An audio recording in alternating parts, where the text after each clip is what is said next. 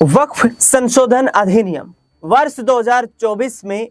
मोदी सरकार के तीसरे कार्यकाल के दौरान मुस्लिमों की संपत्तियों को वक्फ बोर्ड के अधीन जो आती हैं उनको लेकर यह संशोधन करने के लिए अधिनियम लाया गया। केंद्र सरकार ने इस अधिनियम के पीछे का एक बड़ा कारण बताया कि ये अधिनियम इसलिए लाया जा रहा है ताकि मुस्लिम समुदाय के जो लोग हैं, जो कई बार ट्रिब्यूनल में जाते हैं, न्यायपालिका के पास जाते हैं और अपनी शिकायत दर्ज करवाते हैं, या गैर मुस्लिम भी जो हैं वो अपनी शिकायत लेकर जाते हैं कि उनकी संपत्तियों पर वक्फ बोर्ड ने कब्जा कर लिया है। दरअसल आपको बता दें कि वक्फ बोर्ड जो है वो दान की गई संपत्तियों का एक बोर्ड है, जिसमें किसी मुस्लिम धर्म के लोग जो अपनी संपत्तियों को दान कर देते हैं स्कूल, अस्पताल या किसी धार्मिक काम के लिए, उनका संरक्षण करने का काम वक्फ बोर्ड का है। दरअसल आज चर्चा करेंगे कि आखिरकार ये वक्फ बोर्ड है क्या, क्यों दूसरी सबसे बड़ी संपत्तियों के मामले में देश की संस्था है, और इस वक्फ बोर्ड संशोधन अधिनियम पर बवाल क्यों मचा हुआ है। दरअसल बता दें आपको कि वक्फ बोर्ड को लेकर के लगातार ये चर्चाएं होती रहती हैं कि जिस तरीके से जो संपत्तियां हैं उनके मामले को लेकर के लगातार इस पर सवाल उठते रहते हैं। वर्ष 1954 में वक्फ बोर्ड का गठन हुआ। वक्फ बोर्ड के गठन होने के बाद इसके दायरे में आने वाली संपत्तियों पर सीधे तौर पर इसका अधिकार हो गया और उसी आधार पर वक्फ बोर्ड की संपत्तियां जो है उनको लेकर के लगातार फिर वक्फ बोर्ड का दायरा जो है वो बढ़ता गया, संपत्तियों में वृद्धि होती गई और लगातार इसका जो कार्य क्षेत्र है, जो अधिकार क्षेत्र है, वो इतना बड़ा हो गया कि भारतीय रेलवे के बाद दूसरा यदि कोई सबसे बड़ा देश में कोई यहाँ पर संगठन है, कोई इंस्टीट्यूशन है, तो वो वक्फ बोर्ड है। वक्फ बोर्ड 1995 के संशोधन में यहाँ पर इसे और ज्यादा शक्तियां दे दी गई। पीवी नरसिम्हा राव की कांग्रेस सरकार ने वक्फ एक्ट 1954 में संशोधन किया और नए नए प्रावधान जोड़कर वक्फ बोर्ड को असीमित शक्तियां दे दी गई। वक्फ बोर्ड एक्ट 1995 का सेक्शन 3R के मुताबिक अगर कोई संपत्ति किसी भी उद्देश्य के लिए मुस्लिम कानून के मुताबिक पाक पवित्र मजहबी धार्मिक या चैरिटेबल परोपकारी के द्वारा दान की जाती है तो वह संपत्ति वक्फ हो जाएगी।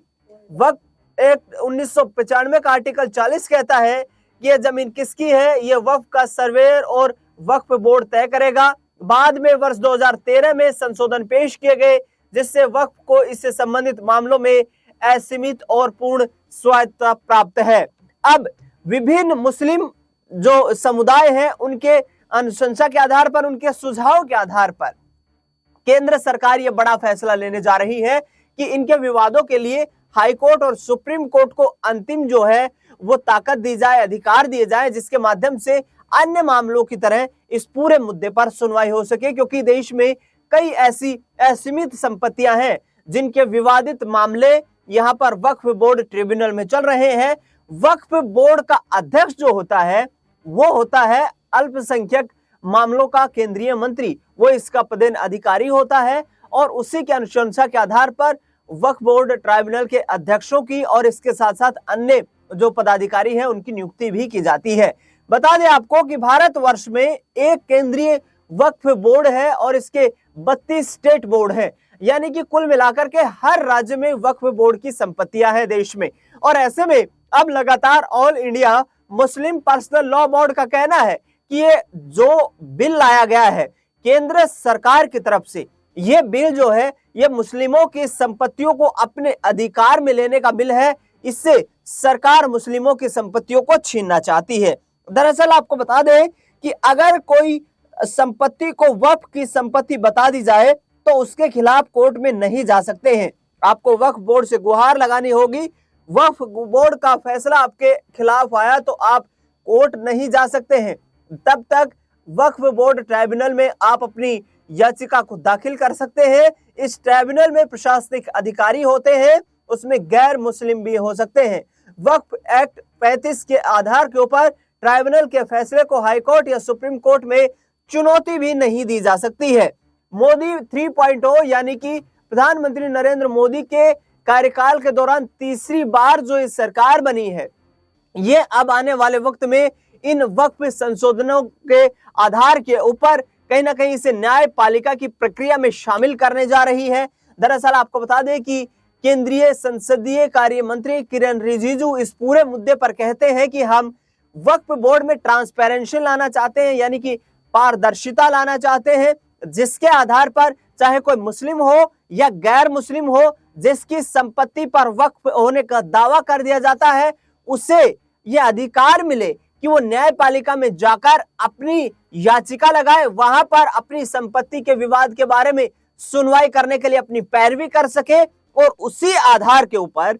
न्यायालय यह तय करे कि संपत्ति किसकी है। क्योंकि हम जानते हैं कि वर्ष 1947 में भारत देश आजाद हुआ है और कई ऐसी संपत्तियां हैं जो मुस्लिम समुदाय और दूसरे धर्मों के लोगों के पास भी हैं, जिनके आज तक पुख्ता प्रमाण नहीं है, लेकिन स्वायत्ता और या यूं कहें कि मालिकाना हक उन्हीं लोगों का है जिनका वर्ष 1947 में था। अब ऐसी संपत्तियों पर वक्फ बोर्ड पर यह आरोप भी लगता है कि मदरसे, कब्रिस्तान या फिर ईदगाह के कार्य जो क्षेत्र हैं उसके आसपास लगने वाली कई ऐसी संपत्तियां हैं देश भर में जो है तो अन्य लोगों के अधिकार क्षेत्र में, अन्य लोग उसके मालिक हैं, लेकिन उनके कोई पुख्ता कागजात यहाँ पर जो है दस्तावेज न होने के चलते वक्फ बोर्ड उन संपत्तियों पर दावा पेश कर देता है। ये संपत्तियां करीब 9 लाख से अधिक एकड़ जमीन की है और इसके साथ साथ कई ऐसी संपत्तियां भी हैं जो बेशकीमती शहरों में मंजिलें हैं,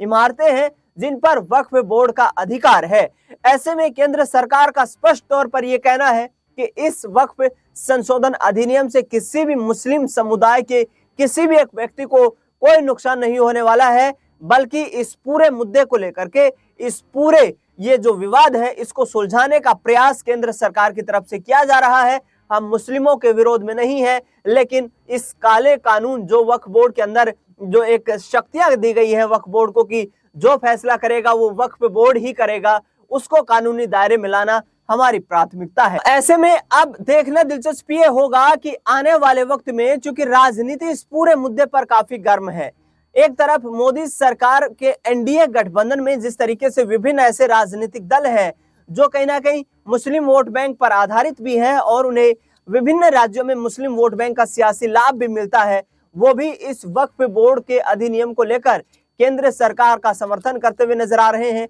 हालांकि चाहे अमित यहाँ पर AIMIM हो या फिर अन्य दूसरे राजनीतिक दल हो जिसमें कांग्रेस पार्टी या अन्य दल है, वो साफ तौर पर यह ऐलान करते हुए नजर आ रहे हैं कि यदि ये वक्फ बिल प्रस्ताव जो है ये सदन में पारित हुआ, ये कानून बना, तो देश भर में आंदोलन होंगे और हम अपने मजारों, कब्रिस्तान और मस्जिदों को बचाने के लिए ये लड़ाई लड़ने का काम करेंगे। ऐसे में अब देखना दिलचस्प ये होगा कि आने वाले वक्त में किस तरीके से इस वक्फ बोर्ड पर छिड़ा ये सियासी विवाद थमने का नाम लेता है, क्योंकि लगातार मोदी सरकार का ये कहना है कि हम सिर्फ एक देश, एक निशान, एक संविधान को मानते हैं और उसी आधार पर हम ये तमाम जो है संशोधन कर रहे हैं, जिसको लेकर के लगातार विपक्षी दल अपनी राजनीतिक रोटियां सेकने में लगे हुए हैं। फिलहाल इस खास कार्यक्रम में इतना ही।